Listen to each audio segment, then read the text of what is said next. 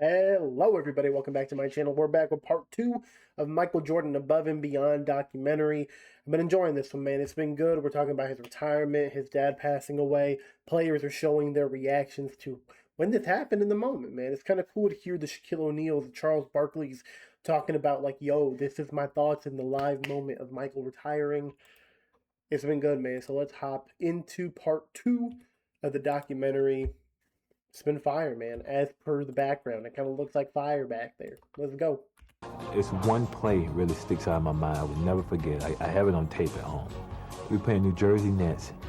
Michael get the ball, and Derek Coleman, Chris Dudley, and Chris Morris comes at him. He maneuvers inside, outside, around back. I mean, it was unbelievable. And makes the shot. Even the bench goes like, "What just happened?" I mean, he's the greatest. Jordan suspended in air. That's beautiful. Breathtaking. Then Michael came down. Ooh, he went fake right, went left, cocked it all the way back, and then just held him for a minute. Turned all out. Now he's still hanging in the air. He's still hanging. I'm sitting there saying, no, he is not going to do this. Not on us, not on me. Yes, he is. Floated, switch hand, and then kissed it with the English. Dude, Magic's a great storyteller, man. So MJ, you had them like that. See, you had them going crazy, pulling their hair out. People going home the next day, to the office and saying, man, you missed it. You missed it. Michael on the breakaway. Showtime as he skies into the air. Midair, Jordan throws it down. MJ, please, I'm begging. Let me get down on my knees. Wait a minute, get the camera down here. See, I'm on my knees. MJ. Look, I'm coming down low to the camera. That's crazy. I'm on my knees begging. Jordan. That's crazy to get another legend like that to get on his knees begging. Look at that. He's funny, Jordan. Please, Michael, come back. I hate this image, dude. Back to Jordan. Please, Michael. I hate everything about this image. Come back. Michael Jordan with a miracle shot. Please come back, Michael. Please. Bruh. While the sports world pondered basketball without Michael Jordan, Michael contemplated life without basketball. Now I can do something that I choose to do and not what I have to do. I started skiing, and then I started being a little bit more adventurous, riding motorcycles, things that I've never really did, but I always wanted to experience at least once or twice. But when Michael was through experimenting, he settled on a pastime that had intrigued him since early childhood. Now wipe that smirk off your face. He's not kidding. Michael Jordan is going to give baseball a shot. Well, I mean, it was something that my father and I talked about way before he passed. Me retiring for basketball and then playing baseball. And the final year that we won the championship was like his biggest push to go and do it. No one could present a challenge for me at the time, other than what my father was presenting to me, which was to go and play baseball. I like this mentality of wanting a challenge to be pressed upon you. You know, it almost like winning isn't enough if I'm not feeling challenged. Because at that point in his career, Larry Bird retired, Magic Johnson retired. He three-peated, which was something Larry and Magic never did. And then he was beating everybody around him. He won the Olympic gold medal. It's like, what really more do I have to prove? There's nobody in the league who really stacks up against me. Anyone you've tried to compare me to, like Clyde Drexler, I've demolished. I like it. I respect it. I like it when players don't just stick with the easy road. Something I don't like about people's perspective of LeBron with switching teams is when he went to Miami, I can understand people being like, he took the easy road out. He went to Miami to win championships. He took the easy way. After that, though, you can't make that argument. He went back to Cleveland to fulfill a promise. That by no means was an easy thing to do. To leave South Beach, to leave a place where you're winning championships, to go to another team, and it's not guaranteed. To me, that wasn't the easy way out. That was a hard way out. And the 2016 finals shows you how difficult that challenge ended up being. And then going to the Lakers, that wasn't the easy way out either. He left the team that was going to the finals every year to go to a team who had missed the playoffs like 9 years in a row and had a bunch of young guys, inexperienced guys. Again, was not the easy way out. And his whole Lakers tenure was not a very easy path for the most part. And now he's going to a new team, and we'll see. We'll see, man. We'll see if we can judge it if he took the easy way out. We'll see if he's still going to be challenging himself. He might just be looking for a new challenge. I don't know. But I respect Jordan here saying that he's looking on for that new challenge in baseball. Some people might have thought he was quitting. He's often labeled as like, ooh, he quit basketball 3 times. I like this new challenge. I like that he's challenging himself in a new way that him and his dad would have been proud of. Michael's journey to follow his father's advice took him to Birmingham, where he joined the Barons, the Double-A affiliate of the Chicago White Sox. Here, he began a radically different lifestyle. Well, now you're riding a bus. You know, for 8 hours, you stop to a convenience store to grab a bag of potato chips, get back on the bus and travel another 8 hours. It was a fun experience, and I grew great friendships. Go get him, Bud. Go get him. I needed that type of camaraderie that came along with the minor league players. I think what baseball did for me was it gave me an opportunity to revisit all those moments that I had with my father and with some of the situations that never occurred to me, I even thought about going through the game of basketball. But as Michael struggled on the field, a bewildered public wondered why he had strayed so far from his pedestal. We have documented his every move, every swing, every miss. They thought I was just making a mockery of the game and not putting forth the effort. I was putting forth the effort. If you're not successful at it, doesn't mean that you failed. At least you tried. Yeah, accusing probably one of the hardest working people you'd ever see it at that time as an athlete of not trying hard enough is actually just crazy by the media. And as Jordan said, just because you fail at something doesn't mean you didn't try. Doesn't mean it wasn't a success in your heart because you did put your full effort into it. That's crazy. And the struggles themselves seemed to remind him of simpler times.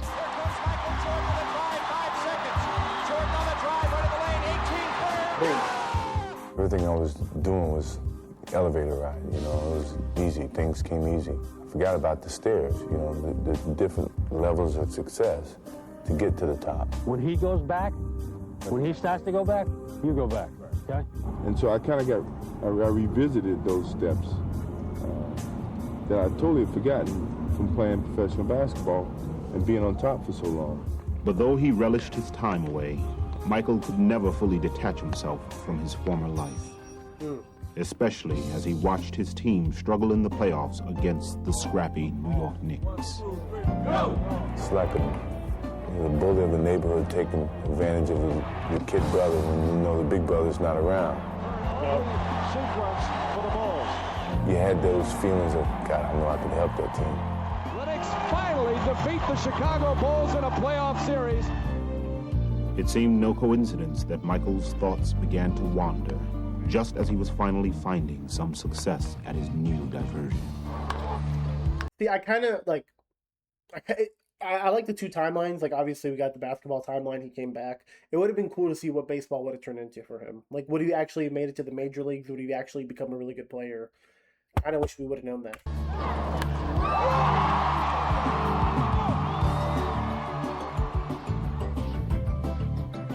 Having fulfilled his promise to his father, Michael had achieved what he had set out to.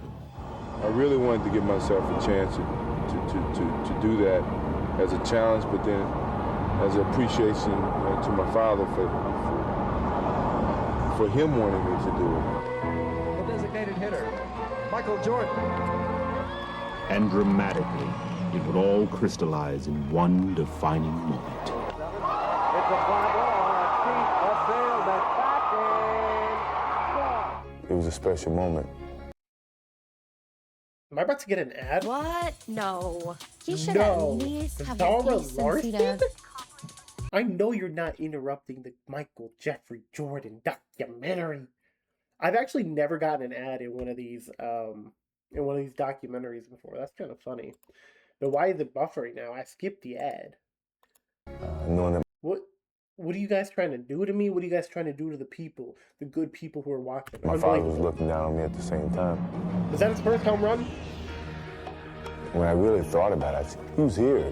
You know, everything that he's taught me, everything that I accomplished was him.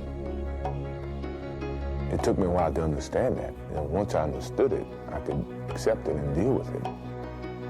I guess it made me at peace with myself. So it was a therapeutic experience for me, and I needed it. I think if I wouldn't have done it, there's no way I would have been able to come back to the game of basketball. I would probably had a tough time mentally dealing with a lot of things. I think this right here proves that the argument people make that MJ would have 8-peated, he would have won 8 in a row had he not retired and played baseball. I think that disproves it right there, because the man was losing his passion for the game. Not because I think he disliked the game. One, I think the competition level, like, nobody could really compete with him. He just kept winning. Two, the media was so toxic, dude. Like, to the point where they even, I think it was in The Last Dance, it was in one of the documentaries, they accused Michael's gambling to somehow tying into his dad's murder and saying that Michael was partially responsible for his dad's death. Like, that would take a toll on anybody. Doing all the crap, like dealing with all the crap in the media and stuff. So I don't think he would have 8-peated. Had he played in 94, beat the Rockets, maybe they would have 4-peated. How much longer could he have really kept going before he just completely checked out? That's the real question. With his newfound peace of mind, Michael set off to Chicago to play in Scottie Pippen's summer charity game, the last contest at the old Chicago Stadium. Can you still play this game, buddy? I don't know. I'm about to find out. Are you rusty? Yeah, probably. Can you still play, Michael Michael? quickly seemed at home as he scored 52 points and said goodbye to the arena that had seen so many of his sensational performances. You know, every building was my home for years. And it helped me develop my basketball skills. So when I truly knelt down to kiss the floor, you know, it was like kissing a girlfriend goodbye. And hated to see it go. But Michael's thoughts quickly turned from goodbyes. When I saw this sign, I was not expecting a human to jump over it. But Michael's thoughts quickly turned from goodbyes to new challenges. I really started getting the attitude of facing some of this young talent, because I was playing with a lot of the young players, Jason Kidd and Anthony Hardaway, and that's when I started to get my feet wet a little bit of possibly coming back and, you know, just seeing what these guys got. He's like, maybe this group of cats can actually compete with me. Maybe Shaq beating him in the 95 playoffs was like all the motivation he needed for that next 3-peat. He's like, these cats before, Clyde, Barkley, Magic, trash, dude. Maybe this new breed of NBA players will do something. Michael Jordan. Ironically, just as Michael began to contemplate a possible return, his retirement celebration was being staged at the new United Center Arena. I never wanted to see that or want to experience that feeling at all. I still felt I could play the game of basketball, and it was a great appreciation, I must admit, to have your jersey hung from the rafters. Is this why you had to be number 45? Because they did this whole thing? That opportunity. Think about it. Maybe you might want to, just for one more season, lace these bad boys up and play one more time. One more time. I think it felt like someone was closing the coffin on me in a sense. And I didn't want to feel like that by no means I can even come back and play the game that I truly love if I choose to come back. Though he did return to baseball, as the months wore on, it became clearer and clearer to Michael what he truly wanted to do. He calls me about 7 in the morning and says, you know, hey, let's go to breakfast. So we go to breakfast, we talk a little bit. He's in a suit. So, you know, he said, let's go over to practice and screw around before practice. All right, fine, you know, we'll do that. You know, no problem. So we're out there just shooting. He has his suit on still. I have my practice stuff on.